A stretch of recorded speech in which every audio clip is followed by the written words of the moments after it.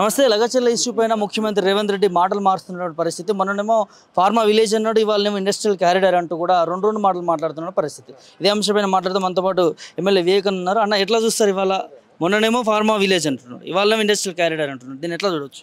ఇది చాలా స్పష్టంగా ముఖ్యమంత్రి గారి యొక్క అవగాహన రాహిత్యం, వారి యొక్క అసమర్థతను బయటపెట్టే విధంగా ఉన్నది. ఇది మొదటిసారి కాదు, మొదటి నుంచి కూడా ఇక్కడ ముచ్చర్లో కూడా అప్పుడు కూడా ఒక పెద్ద ఎత్తున వచ్చే ఫార్మాసిటీని నేను దీన్ని క్యాన్సిల్ చేస్తున్నా అని చెప్పినారు.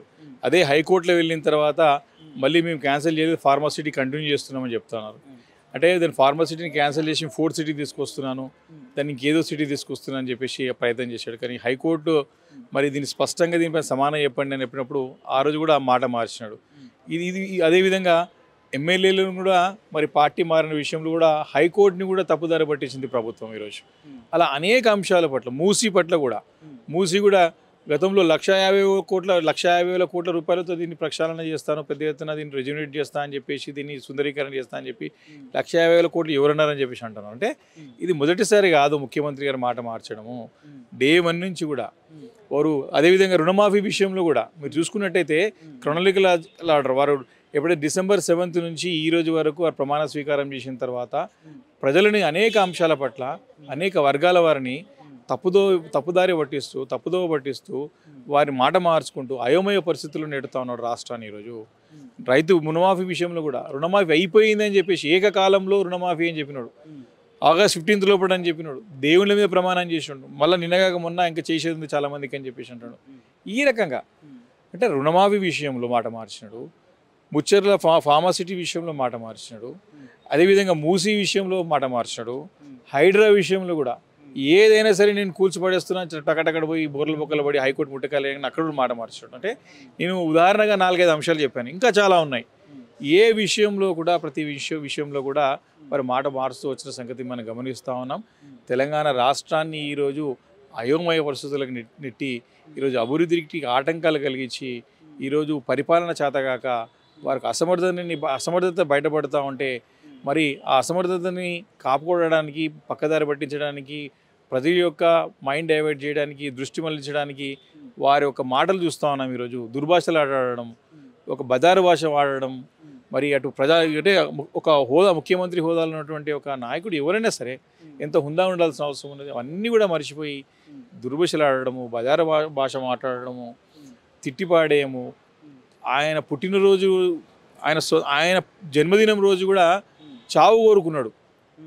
అంటే ఆయన మానసిక పరిస్థితి ఏ రకంగా ఉందో స్పష్టంగా అర్థమవుతాం అనేది. వారికి పరిపాలన పైన ఎలాంటి గ్రిప్ అనేది రాలేదు, ఇంకా కూడా సంవత్సరం కావస్తూ ఉంది. మరి అవన్నీ కూడా కప్పిపుచ్చుకోవడానికి ఈ రకమైన ప్రయత్నాలు, మరి మాట మార్చడాలు ఒకటి కాదు, 2 కాదు, నేను ఇప్పుడు 10-12 ఎగ్జాంపుల్స్ చెప్పగలుగుతాం. కాబట్టి ఇలాంటి ఒక అసమర్థుడి చేతిలో రాష్ట్రం పోయింది. ప్రజలు ఇప్పటికే బాధపడుతూ ఉన్నారు.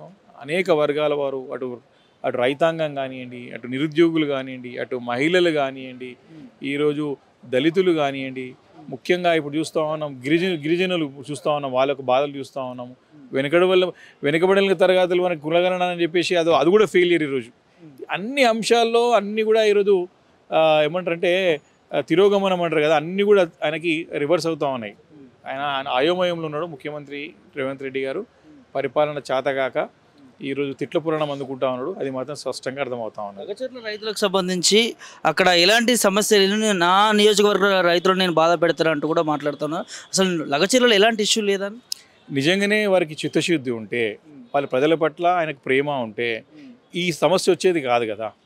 మరి నిజంగానే సొంత నియోజకవర్గ ప్రజలు అంటే సొంత నియోజకవర్గ ప్రజలకు ఎవరైనా టైం ఇస్తారు కదా, పిలుచుకొని మాట్లాడి మీకు ఏం కావాలా, మీకు ఏం కాకుండా చూసుకుని బాధ్యత నాదని చెప్పి వారికి ధైర్యాన్ని ఇచ్చి, వారి భరోసాని ఇచ్చి ఈ సమస్య రాకుండా చూసుకునేది. 9 నెలల నుండి వారు టైం అడిగితే టైం ఇలేని పరిస్థితి. ఈరోజు ముఖ్యమంత్రి హోదాకి అక్కడ కొడంగల్ నుంచి ప్రాతినిధ్యం వహిస్తున్నటువంటి శాసనసభ్యుడిగా ఉన్న రేవంత్ రెడ్డి గారు ముఖ్యమంత్రిగా ఉన్నాడు. కాబట్టి అక్కడ ప్రజలు 9 నెలల నుంచి వారు సమయం అడుగుతూ ఉన్నారు, మాకు అన్యాయం జరుగుతూ ఉంది, మా భూములు లాక్కుంటా ఉన్నారు. నోటిఫికేషన్ వచ్చింది, అఫీషియల్గా గెజెట్ నోటిఫికేషన్లో ఫార్మా విలేజ్ అని వచ్చింది. ఈరోజు మాట మార్చి మళ్ళీ ఆయన చెప్తా ఉన్నాడు ఇది ఇండస్ట్రియల్ కారిడార్ అని చెప్పేసి. అదే విషయం వాళ్ళకి చెప్పొచ్చు కదా, వాళ్ళు పిలుచుకొని మాట్లాడవచ్చు కదా, అక్కడ వారి స్థానిక పార్టీ నాయకులతో మాట్లాడవచ్చు కదా. ఆ దాడి చేసిందే కాంగ్రెస్ పార్టీ నాయకులు, కార్యకర్తలు స్పష్టంగా బయటపడుతూ ఉంది కదా. కాబట్టి ఈరోజు వారు ప్రతి అంశంలో, ప్రతి విషయంలో వారు పూర్తిగా విఫలమవుతూ ఉన్నారు. వారి యొక్క విఫలం అనేది స్పష్టంగా కళ్ళకు కట్టొచ్చినట్టు కనపడతా ఉంది. కాబట్టి రాష్ట్ర ప్రజలు ఇప్పటికే అర్థం చేసుకున్నారు. వారికి 10 నెలల్లోనే వారికి పూర్తి వ్యతిరేకత వారిపైన ఏర్పడ్డది. మరి దాన్ని ఏ రకంగా ఓవర్కమ్ అవుతాడో దానికి సరైన ప్రణాళికలు లేవు, ఒక టీం వర్క్ లేదు. 8 మంది మంత్రులు ఇంకా ఖాళీ ఉన్నది, వాటిని ఫిలప్ చేసేది అవసరం ఉంది, అది చేయలేదు. అనేక అంశాల పట్ల ఈరోజు ప్రభుత్వం అనేది పూర్తిగా విఫలమైంది. ఈరోజు ప్రజలను గాలి వదిలేసి పేరుకు మాత్రం ప్రజాపాలన, కానీ పొద్దున్న లేస్తే ఏ రకంగా డబ్బులు రావాలి, ఏ రకంగా ఢిల్లీకి ఐఏసీకి కాంగ్రెస్ పార్టీకి డబ్బులు పంపించాలి. మొన్నటి వరకు కూడా అంతకుముందు 2 నెలలు 3 నెలల ముందు హర్యానా ఎలక్షన్స్కి ఫండ్ రైజింగ్ మీద పడ్డారు, ఎక్స్టార్షన్ డబ్బులు వసూలు చేయాలని చెప్పేసి. మళ్ళీ నిన్న మొన్నటి వరకు ఏ రకంగా మహారాష్ట్ర ఎలక్షన్స్కి, జార్ఖండ్ ఎలక్షన్ డబ్బులు ప్రోగేసారో చూసినాం. అంటే వీళ్ళ పనంతా కూడా కాంగ్రెస్ పార్టీకి జాతీయ స్థాయిలో డబ్బులు ఇట్లా పంపించాలనే తప్ప ప్రజలకు ఏ రకంగా పనిచేయాలని లేదు.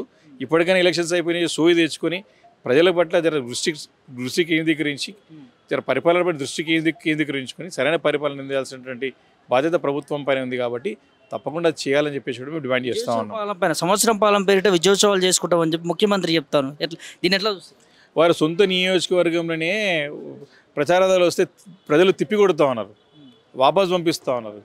వీరు ఇచ్చినటువంటి 6 గ్యారంటీల్లో ఒక్క గ్యారంటీ కూడా అమలు కాలేదు ఇప్పటివరకు. 100 రోజుల్లో అని చెప్పినారు, సంవత్సరం కావస్తుంది, రుణమాఫీ కాలేదు. ఈరోజు వాళ్ళు ఇచ్చిన మాటలన్నీ కూడా తప్పినారు. ఈరోజు వాళ్ళు స్పష్టంగా ఫెయిల్ అయినారు. మరి ఫెయిల్ అయ్యి కూడా మేము విజయోత్సవ సభలు చేసుకుంటాం అంటే అది వాళ్ళ విఘ్నత, వారి యొక్క అంటే ఏ రకమైనటువంటి స్థితిలో వాళ్ళు ఈ పండుగలు విజయోత్సవాలు చేసుకుంటారు అనేది ఆశ్చర్యం కలిగిస్తూ ఉంది. కాబట్టి ప్రజలకి చేసి ప్రజల నుంచి రావాలి తప్ప మేము అధికారంలోకి వచ్చి సంవత్సరం అవుతుందని చెప్పి సంబరాలు జరుపుకుంటా ఉన్నారు. కానీ ఇవన్నీ కూడా కేవలము వారి యొక్క వైఫల్యాలను ఎండగొట్టేటువంటి సభలే తప్ప, విజయోత్సవాలే తప్ప నిజమైన విజయోత్సవాలు కావు. కాబట్టి ఇవన్నీ కూడా ప్రజలకు తెలుసు. మేము ఇంకా హుందా ఉన్నాం, బాధ్యత గల ప్రతిపక్ష పార్టీగా. మా నాయకుడు కేసీఆర్ గారు తప్పకుండా వారికి సమయం ఇవ్వాలి, పని చేయని చేసి అవకాశం ఇచ్చిన తర్వాత ప్రజల్లో మాట్లాడాలి. కానీ ప్రజల నుంచి వస్తున్న వ్యతిరేకత చూస్తున్నాం కదా, ప్రజల నుంచి తిరుగుబాటు వస్తుంది. ప్రజల నుంచి సొంత నియోజకవర్గంలో, వారి గ్రామంలో, వారి సొంత కొడంగల్ నియోజకవర్గ ప్రజలను తిరుగుబాటు వస్తుంది. 4 మూలలను తిరుగుబాటు వస్తూ ఉంది. గ్రామాల్లో తిరగలేని పరిస్థితి ఈరోజు ముఖ్యమంత్రి గారు కానీ, వారి మంత్రులు కానీ, కాంగ్రెస్ పార్టీ ఎమ్మెల్యేలు కానీ. ఈ రకమైన పరిస్థితుల్లో పరిపాలన కొనసాగుతూ ఉంది. ఈ పరిస్థితుల్లో వాళ్ళు విజయోత్సవాలు చేసుకుంటా ఉన్నారంటే వారి మూర్ఖత్వానికి దర్పణం పడుతూ ఉంది. అది చివరిగా గిరిజన రైతులకు సంబంధించి రేపు వారికి మద్దతుగా బీఆర్ఎస్ పార్టీ ధర్నా చేయబోతోంది. దీన్ని ఎట్లా చెప్తారు? చూడండి, ఇప్పటికే ఇది అనేది అంశం గ్రామానికి సంబంధించిన అంశం. అక్కడ అన్ని వర్గాల ప్రజలు ఇప్పటికే కేంద్ర SC/ST కమిషన్ వచ్చి పర్యటించిపోయింది. ఇప్పుడు అదేవిధంగా నేషనల్ హ్యూమన్ రైట్స్ కమిషన్ కూడా పర్యటిస్తూ ఉన్నారు. చాలా క్లియర్గా ఉన్నది, అక్కడ దాడి చేస్తూ ఉన్నారు, వాళ్ళని బెదిరించి భూములు లాక్కుంటా ఉన్నారు. వారిని ట్రైబల్స్ అంటే గిరిజనులు, దళితుల, వెనుకబడల తరగతుల భూములు కూడా లాక్కుంటా ఉన్నారు. ముఖ్యమంత్రి గారేమో తొండలేం పెట్టరని చెప్తుండేనా, తొండలు గుడ్లు పెట్టే స్థలం అని చెప్తున్నారు. ప్రజలు చూస్తారు, రెస్పాన్స్ వచ్చింది కదా. గుడ్లు పెడుతున్నాయా, అక్కడ పంటలు పండిస్తున్నారు, కళ్ళ గంట కనపడతారు కదా. ముఖ్యమంత్రి గారి యొక్క ఆ స్థాయిలో ఉండి ఇంకా కూడా ఇంత దిగజారు రాజకీయాలు అనేది కరెక్ట్ కాదు. ఆయన ముఖ్యమంత్రి అంటే సంగతి గుర్తు చేసుకోవాలి. రోజు పొద్దున 1 hour ఆయన మెడిటేషన్ చేసి ముఖ్యమంత్రిని ప్రజలకి బాధ్యత నాదే అని చెప్పేసి గుర్తు చేసుకోవాలి. ఎంతసేపు కేసీఆర్ గారిని, కేటీఆర్ గారిని తిట్టిపోయడం కాదు. ఏ చిన్న అంశం వచ్చినా సరే కేటీఆర్ అరెస్ట్ చేయాలని చెప్పేసి అంటే వారు మొదటి నుంచి కూడా దీనికి అంత కారణం ఏంటంటే ఏదో రకంగా 10 సంవత్సరాలలో జరిగిన సుపరిపాలన, మంచి పరిపాలన అందించినాం. వీరి అన్ని తప్పులను ఎత్తి చూపే ప్రయత్నంలో భాగంగానే ఈ రకంగా పప్పులో కాలేస్తూ ఉన్నాయి. కాబట్టి ఆయన దృష్టి కేంద్రీకరించి, ప్రజల పట్ల దృష్టి కేంద్రీకరిస్తే సమస్యకు పరిష్కారం వస్తుంది తప్ప గతంలో చేసినవన్నీ కూడా ఆయన అన్నది ఆనవాళ్ళు లేకుండా చేస్తా కేసీఆర్ గారు అని చెప్పేసి. కాబట్టి ఇప్పుడు మొన్న కూడా మొక్కనైనా మొక్కలు ఏంటంటే వృక్షమైన తర్వాత నువ్వు మొక్కేదని ఆయనకి అది చాలా ఆశ్చర్యం కలిగిస్తుంది. ముఖ్యమంత్రి గారి మాటలు చూస్తూ ఉంటే గతంలో కూడా ఏ ముఖ్యమంత్రి కూడా ఈ రకంగా వ్యవహరించలేదు. యావత్ భారతదేశంలో ఇలాంటి ముఖ్యమంత్రి ఎక్కడ లేకుండొచ్చు. దురదృష్టం తెలంగాణ రాష్ట్రానికి ఇలాంటి ముఖ్యమంత్రి దొరికిన ప్రజలకి, మనందరికీ కూడా. కాబట్టి ఏ పొజిషన్లో సరే గతంలో మంచి యోధులు ముఖ్యమంత్రులుగా చేసినారు. అందరూ ప్రజలకు ఏం కావాలో చేసినారు, అందరు కలుపుకొని పోయారు, ప్రజాస్వామ్య పద్ధతిలో పోయినారు, హుందాగా ఉన్నారు. ఈ రకమైన దుస్థితి అనేది మాత్రం చాలా దారుణం. ఇదంతా బాధాకరమైన విషయం. మన కర్మ తప్పదు ఇక మనకి.